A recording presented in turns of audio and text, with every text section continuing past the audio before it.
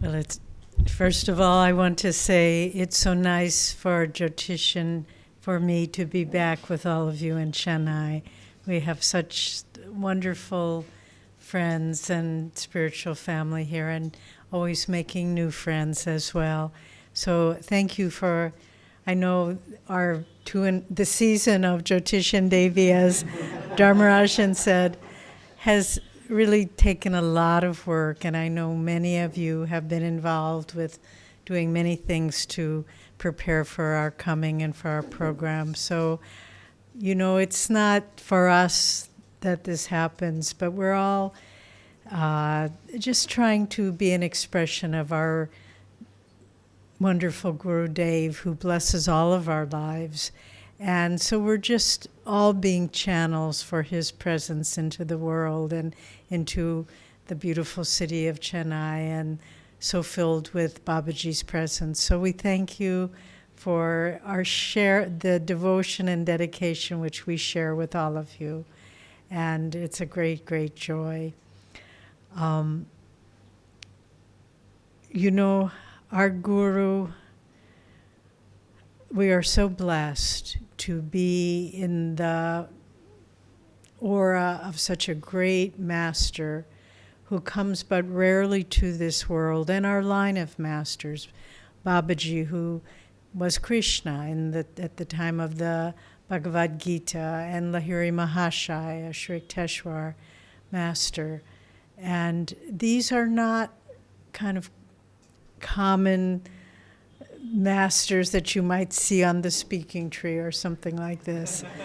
These are masters that have come again and again into the world with the sole purpose of bringing souls to God and to uplifting the consciousness of our planet. And they've come again at such a time of transition in the world around us. You look around the world ecologically, politically, financially, socially, global health. And there are very big problems that we all can read about and be concerned about, justly so. But our line of gurus have come, not by chance, at this particular time in the evolution of our planet. And Master has said, the time for knowing God has come. Those were his words. And so they have not come just to make us a little happier, a little healthier, that sort of thing. They have come to get us out of delusion, to, as Jyotish said, I must say so eloquently, that to break the hold the ego has on us and to know ourselves as we really are. And, Master, sometimes this process seems like an overwhelming task or journey before us. We may say to ourselves, my life is so busy, I have so little time. I have to say, and I hope I don't seem impertinent by saying this, but I watched your faces as you all came in. I felt the determination to be here, but I also saw there was some tiredness. And now the more we sit here and talk of God, I see that tiredness falling away, and I see the light that is coming back strongly in your eyes. Well, why does that happen? It's because we are coming together in the presence of our Guru, and he is reminding us all that we have come into this world to find God. And what Master gave us was ways, because the world needs it now, to accelerate our own evolution spiritually so that we can be beacons of light to the whole planet. Each one of us has we each have, it's like a giant, infinite web. We touch one person and that touches another person, and then exponentially out. And by each one of us drawing on these techniques and teachings of our Guru, we can make, in and of ourselves, perhaps we are nothing. We don't see ourselves as anything special, nor should we. But in and of ourselves, we can be part of this great wave that Master came and our line of gurus came to change the consciousness. So when we talk about our focus tonight, as we said, our master's techniques of meditation and yoga for accelerating our spiritual growth. And so I'll talk a little bit more focused on how we use the techniques to our best advantage, truly for our growth. Just to preface, this year, 2016, many of you know, is the 100th anniversary of when Yoganandaji brought forth the energization exercises. And that 100 years is not very long. He developed them when he was running his schools in Ranchi, and he taught them to the young boys there. And he said that the energization exercises were his unique contribution to the science of yoga. And particularly for this age in which we live, this age of energy, Dwapara Yuga, the energization exercises, and sometimes we don't give them enough focus in our lives. We kind of say, I don't need to do that. I'll just start meditating. I don't have time to do that. I'll do them later. Well, I don't know about you, but I know in my life, whenever I say I will do them later, that later never comes. It just that later recedes farther and farther into the distance. But why did he say that the energization exercises were his unique contribution? Because they build the bridge between our own willpower and our ability to perceive subtle energy. And so it gives us something we can directly work with. Sometimes when we just try to meditate, if our minds, and let's say when our minds, we sit to meditate, our minds are restless, we're preoccupied with problems of the day or projects to come. And it's a very elusive state of consciousness to try to enter into. But with the practice of the energization exercises, it's something very grounded, very practical we could focus on. And it builds a bridge to every other one of the techniques, the ability to go deeply into that technique. Because we understand by the use of our concentration and willpower and focus on body parts, we are able to actually feel the flow of energy. And I really want each of you who are practicing the energization exercises, just as an interjection, at Ananda Village, where we spend some of the year, it's wonderful now. We really have a home everywhere. We have a home in America, a home in India. So I don't say we have our home is there, but we live in California, Ananda Village. People have been practicing the energization exercises, some of them for over 40 years, some for 30, some for 20. We are always giving review classes. Right now, we're giving review classes to the whole community on the basic techniques, because bad habits can creep in, and you can start doing them without a focused mind, with indifference, with not using the principle that is underlying them of the greater the will, the greater the flow of energy. So I would suggest to our dear friends Dharmarajan and Dharmini that you have some workshops.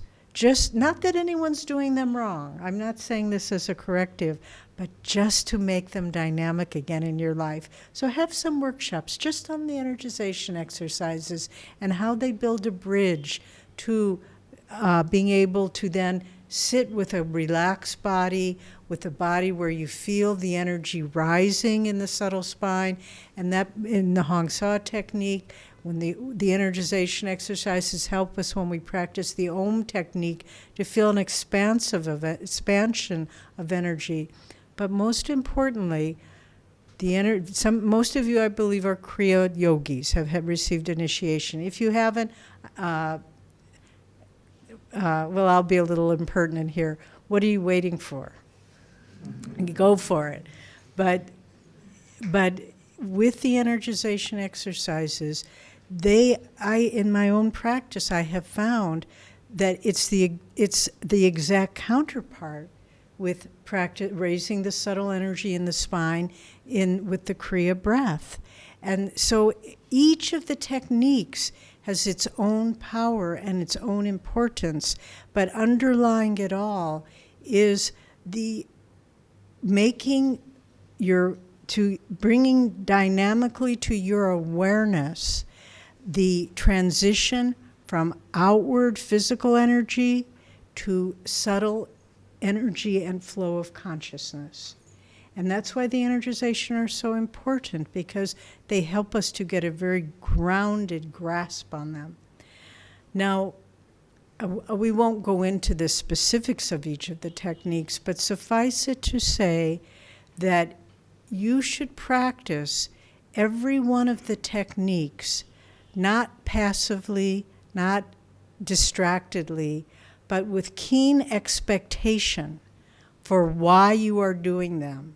So, for example, energization exercises, do them until you begin to feel from within yourself that you can control your own flow of energy. So if you're tired at work, you just do a few energization exercises. Recharge your mind, recharge your body. If you're doing Hong Sa, the expectation, and you should practice it with eagerness and expectation. Master said, do Hong Sa until you enter the state of breathlessness. He said as a young boy, he would do Hong Sa for 7 or 8 hours at a time, a day. And so I'm not saying necessarily that you have to do that, but better to do it for 5 minutes with deep concentration than to sit for an hour and say, oh, well, an hour went by, I guess it's time to get up. Swami Kriyananda told a story of when he was a young monk in Master's ashram, he and another monk had to go and had an appointment. I think he had a class. They had to catch a train to go teach a class somewhere. And so they had to leave the ashram early. And his fellow monk said, usually I meditate for an hour and a half, but because we had to leave early this morning, the American has her cell phone go off. Okay. You can enjoy the music. Okay. Okay. So to practice, so in this story, the young monk said, I only had a half hour to meditate, but he said, because I only had a short period of time, I really concentrated my mind. And he said to Swamiji, that was one of the best meditations I've ever had.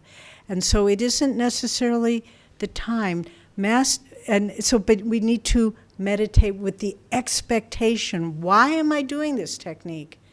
To achieve breathlessness. And the same with the Om technique. Why am I doing it? To merge with the cosmic sound of Om. Not to just let your mind wander, but to really see, where does this take me? And why am I doing Kriya Yoga? To raise the energy in the spine and hold it at the higher centers until our mind becomes resting in God's consciousness. And those are the goals of the techniques. Don't lose sight of those, because if we do, we're just like paddling around in a pool but not really moving forward. Now, Master said that the secret of going deeper in meditation depends on 2 things: intensity of effort and duration of effort. We've been talking a little bit about intensity, but better to do a short period of meditation and keep your mind very focused. And then duration, try to extend the period. So I want to suggest to all of you that you experiment. You know, Master brought, when he came to the West, what a great thing he did. 1920, What a time it was in America, a ridiculous time with the Roaring '20s and I won't go into it all, American history of that time. But here comes this enlightened yogi from India to the materialistic West, the frivolous, just not seeking depth, but with the sheer power of his spiritual consciousness and magnetism, he changed the lives of hundreds of thousands of people. And he loved America. I mean, he was the only yogi, enlightened yogi from India, who came and spent 30 years teaching the Westerners. Because why?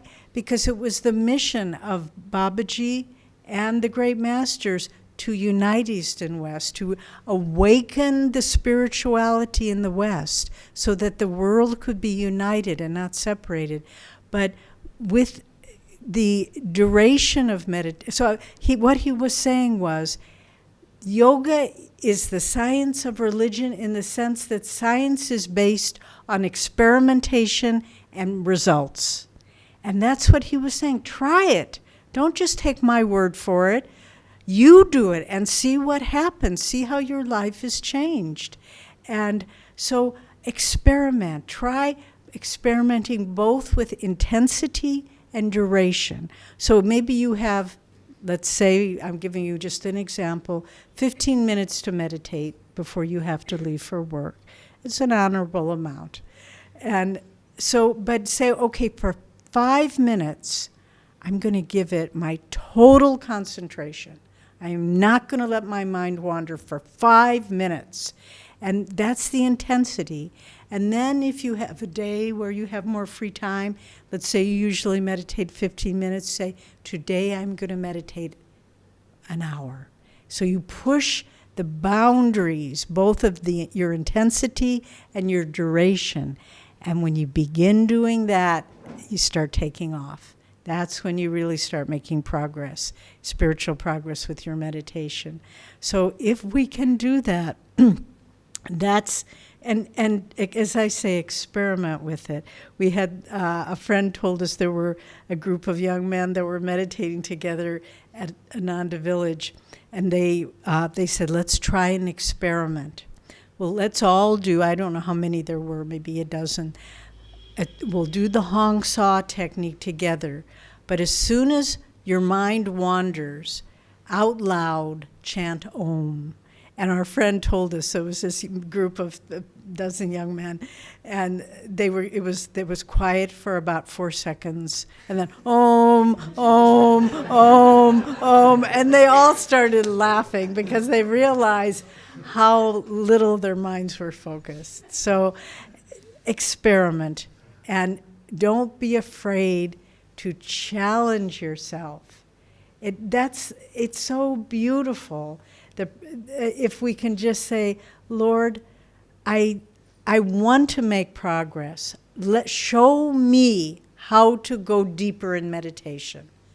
Because it says in Master's beautiful poem, Samadhi, by deeper, longer, thirsty, guru-given meditation comes this celestial Samadhi. Deeper, longer, thirsty, guru-given meditation. So we need to pray to the Guru, help me to go deeper. I'm doing the best I know how to do. And you will find that doors begin opening, inner doors in your consciousness. You will find that a state of stillness begins opening up, and the ability where you really, instead of saying, oh, I have to meditate this morning, you say, I can't wait to get up and meditate. I can't wait to go to my meditation seat and begin practicing these techniques. So this is one aspect. That's the putting out, just as in the energization exercises, tense with will, and then relax and feel. And so the other aspect of accelerating, using the techniques to accelerate your spiritual growth is to relax with the techniques. Be sure. So often people they'll meditate, they'll do this technique, that technique, do their Kriya, and then think, oh, it's time to go now. And they'll get up and leave. But we have to realize that the techniques are not the goal.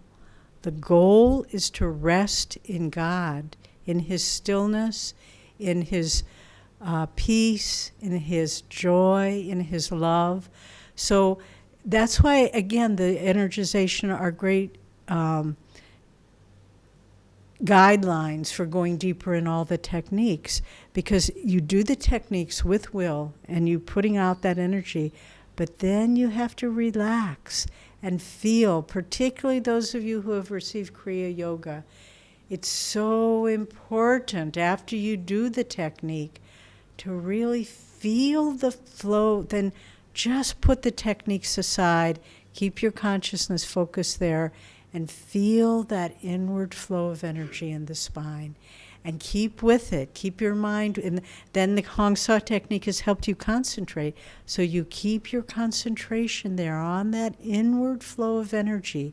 The longer you can stay in that, what Lahiri Mahashaya called the calm after effect poise of Kriya Yoga, the more we burn up karma, the more that karma is released from our subtle spine, all the little vrittis, the little samskars that are there, that relaxing in the inward flow of energy after Kriya Yoga is the most powerful accelerating factor in our spiritual growth. So really see that as an equally important part of any technique that you do. And these two factors will really help you. And then, so we have the expectation of where the techniques are taking us. We have the intensity and duration that we want to develop more deeply. We have the ability to relax and really feel it. But then, ultimately, we need to just develop the kind of dedication that says, Lord, I will keep going on this path. If you bless me with experiences, if you free me from my karma, I am very happy. But if I never experience anything, if I never feel your presence, I am with you, Lord. I'm not coming for what I will receive, but I am coming merely because I love you, Lord. And one of my favorite quotes of Gurudeva was, I just found it very much by chance. I was looking at an article, and when I read it, it was like it became emblazoned in my consciousness, and I've never forgotten it.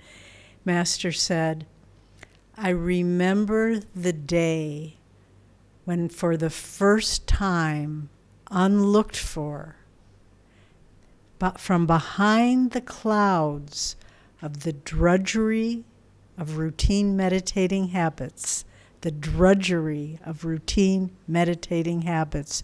there burst upon my consciousness the aurora of bliss. It surpassed all my expectations, joy indescribable. But there's so much in that. He remembered the day when for the first time unlooked for. And so ultimately, this is a life commitment. We do our best, we refine our practices of the techniques, but just to say, I will keep going until that day comes, unlooked for, when that aurora of bliss bursts upon my consciousness.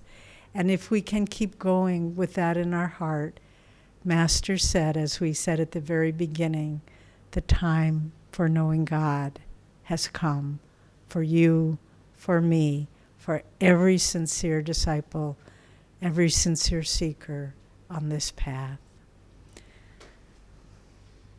So we want to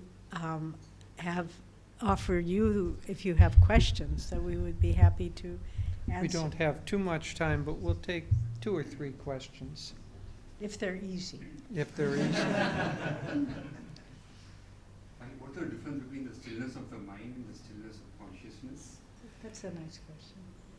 The Why don't mind, you say it okay, again? what's the difference between the stillness of the mind and the stillness of consciousness? I would say it's a little tricky without a long explanation, but consciousness is awareness that is there intuitively.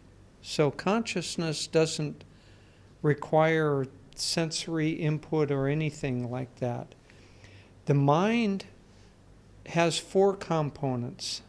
It has, traditionally, this is the explanation of the mind. It has mon, which is simply the input of sensory information into, let's say, the brain, but we haven't yet interpreted that input. So you could think of a television set. It might show a picture, but it doesn't know what that picture is. Then there's buddhi, which is the interpretation of that which comes in.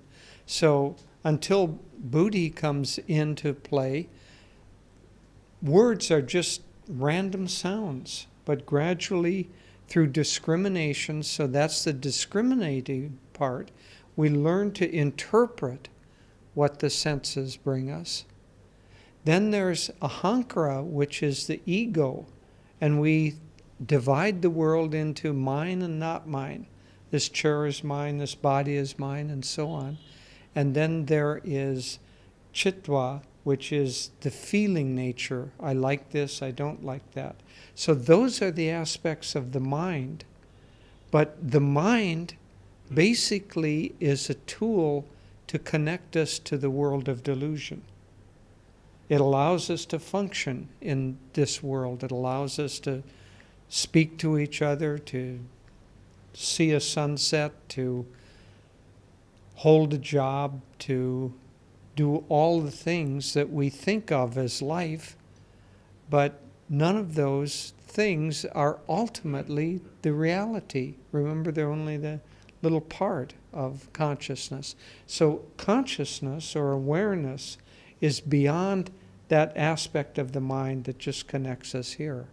And Master said that consciousness has different parts, but here what I'm talking about is the conscious mind is what I've been describing. The superconscious mind is awareness that doesn't have the tie to the location or to the mental processes. So we could go on trying to tease it out for a long time, but basically the mind allows us to function in delusion. Consciousness exists beyond delusion. What is the difference between the mind in stillness, how it functions in stillness and without stillness? Is there a difference? The mind doesn't function in stillness. The mind functions in restlessness. Consciousness functions in stillness. And so when we go into stillness, we perceive or we're aware of through intuitive consciousness. But the mind, as I was describing, that has the senses as part of it, doesn't function there. Now, we only have a couple of questions, but if we keep drilling down into this one area, we won't have. When you mentioned about intensity, so saying that for these 5 minutes I will not allow my mind to divert. So is it sheer will, or am I interpreting it, am I misinterpreting it? Because it felt like a forceful thing. But when I tried it in the past, I could only hold that force for a while and it dissipates, and after that I cannot bring it back. Right. How did Master put it? He said, at first, then effortlessly liberating. What was the whole quote? Yeah, it requires effort in the beginning and then effortlessly liberating. So by focusing with intensity for a short period of time and then perhaps even extending it, it's like you're breaking through into a new level of consciousness. At first, it feels like it's your own effort, but then it becomes effortlessly liberating. Then you get, here's a good example. If you want to, in fact, this was one that Anandamoy Ma gave. If you want to take if you have a little boat and you want to go out into the ocean, and you find a point in the shore and you paddle out, and then the waves bring you back. And then you try again, and then the waves bring you back. And then finally, you find that stream that's going out, and then it takes you without much effort. And so that's what it is. You have to make the effort at first. And why is that? Why do we have to make the effort? Because the mind has become habituated to restlessness and to not being focused. And so it's like we're having to overcome, it's like we've learned a bad habit. And we have to overcome that habit of outward diffused consciousness. But then the more we do it, then we tap into that stream, and then it's not an effort. Then it's like you sit and you realize, why was this so hard? So, okay. Another way of looking at it is to understand the progression of Patanjali's Eightfold Path. So restlessness comes when the prana is not yet under control. So it takes will to try to get that prana under control. But once it gets under control, then it withdraws, and then we go into a state of concentration. So in Patanjali, first there is asana, which means that takes will too. It means that we have to hold our physical body still in order to allow this process to happen.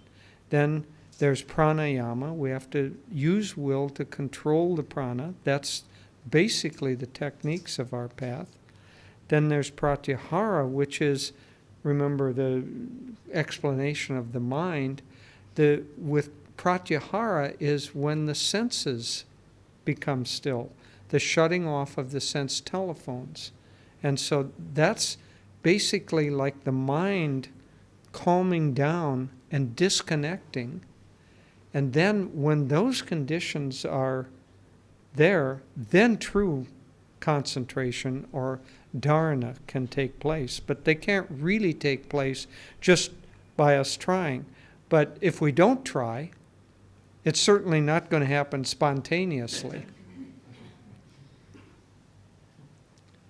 No, I have something a little related.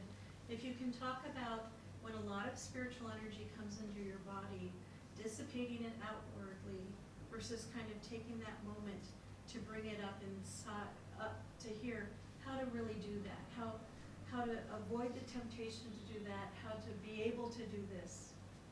Okay. Okay, we'll repeat the question. Dharmini asked if we would talk about when you're starting to feel a flow of inner energy in meditation, or even perhaps Mahamudra, for those of you who know Hatha Yoga, then how do we make sure we don't just let that energy go out in restlessness, but we learn to really work with it and bring it up? Well, Also, though, after meditation. after meditation. Preserve. Okay, after meditation. That's a very good point. And after an event like this. Okay. I just read something that I wasn't aware of. This was in something Swamiji had written, that when Master established his ashram at Mount Washington, he would meditate in the early years with the disciples every morning. And then he, just as in autobiography, remember when Master has the experience of cosmic consciousness, and then Sri Yukteswar hands him a broom, and he says, let's go sweep the porch, there's much work to be done. Well, Swamiji said Master would do the same thing. After he would meditate with the disciples, he would give them all a broom, or I don't know how many brooms there were, but anyway, give some of them a broom.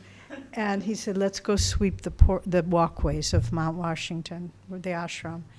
And he said, and this kind of was a new, I had never knew this.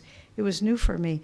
he said, and Swamiji said he was trying to help them to build the bridge between the experience of feeling God's presence and the inner flow of energy, and then doing something very simple like sweeping the porch. And then he wanted them to extend it. So first you do it in something that didn't take any much thought or concentration or focus. And then he would say, okay, now extend it when you go to your office. And so it's a good practice when you come out of meditation to do something simple, but you're still active in the world, so that you still feel the flow of energy from your Kriya practice or meditation. And then throughout the day, let's say you're all involved with your work, whatever it is, just to take a moment and say, wait, let me feel that flow of inner energy. It's still accessible, I'm just not paying attention to it. So that's one aspect of the question you asked, and the other aspect is how not to let it just get dissipated. Well, that takes kind of maturity of consciousness.